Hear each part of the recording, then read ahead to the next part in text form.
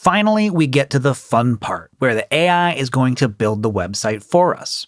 Building a killer website with AI requires an equally killer prompt. I admit, writing about yourself or your business can be really hard, so instead of writing my own prompt, I'll let another AI tool write the perfect prompt for me. So, in a new tab, let's go to ChatGPT.com. Sign in if you have an account or create one for free. Once logged in, make sure you're using the latest model optimized for writing. In this tutorial, I'm using GPT 4.5. Next, give ChatGPT your business name and a quick overview of what you do. Tell ChatGPT you'd like it to ask you a few clarifying questions first, and then craft a detailed prompt that Hostinger's AI can use to build your website. Hit send when you're ready. ChatGPT will respond with a set of questions. Answer them clearly, then hit send again. ChatGPT will now create a tailored prompt for Hostinger. Review the prompt.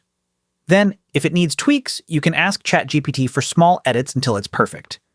Ideally, your prompt should be about 2 to 5 sentences long.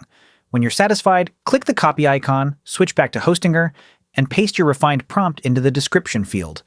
Finally, enter your brand name. Hostinger might suggest adding features like an online store, but if you prefer not to include those yet, just uncheck the box.